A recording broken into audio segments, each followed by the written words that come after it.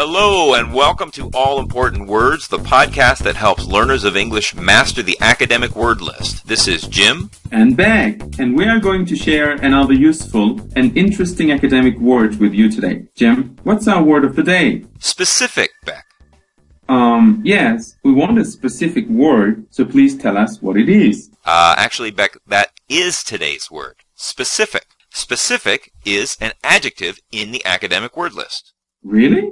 I have to say it seems like kind of a basic word. Don't you think most of our listeners will already know it? Well, they may already know the basic meaning, but remember, our purpose on this show is not only to introduce listeners to new academic word list words, but also to help them learn more about the words they already know so they can use them more effectively. Good point. There is always more that students can learn about words they already know, such as collocations and usage information. So where do we start? How about where we usually start, with the pronunciation? Okay, well, as you said, the word is specific. That is 3 syllables with the stress on the second syllable. Specific, specific, specific. Yeah, definitely don't put the stress on the first syllable. Sometimes students say specific. That sounds weird. And it may be hard to recognize if you say it like that. Right. Okay, so next, let's review the basic meaning. In its most common usage, specific means detailed and exact. So if you give a specific description of something, your description contains details or precise information. It isn't general or vague. For example, their specific recommendations for a healthier diet include eating more fruits and vegetables. We could contrast these specific recommendations with very general advice such as eat healthy food. That is a good recommendation, isn't it?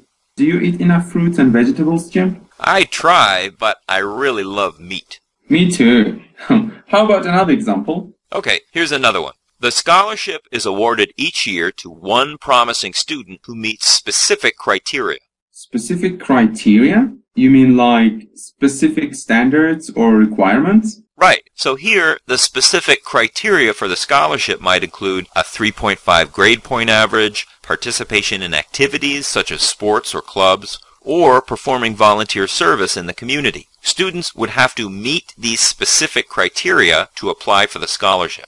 You know, some of the other words in these examples sound like academic word list words. Wow, you're good, Bek. Indeed, they are. Some of the common collocations of specific include other AWL words that we're going to be talking about on future episodes. For example, specific circumstances, specific criteria, specific goals, specific recommendations, and specific requirements.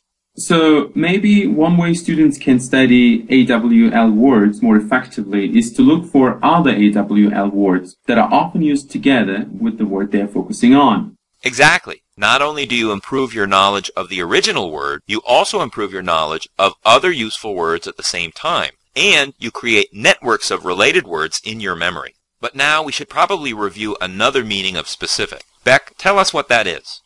The other common meaning of specific is connected with one particular thing only.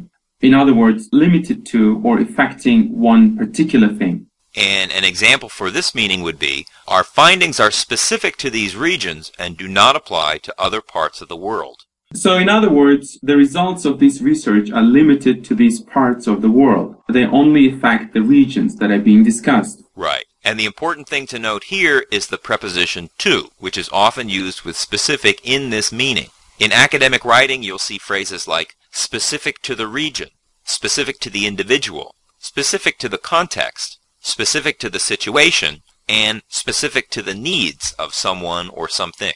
That is useful information. I think our listeners now have specific knowledge about this word that will help them use it more confidently. I think so. Okay, everybody, that is your academic word list word for the day. Remember, you can find the transcript for this episode and previous episodes at our website, allimportantwords.com. While you're there, check out our link to the Oxford Advanced Learners Dictionary, which is where we got the definitions used in today's show.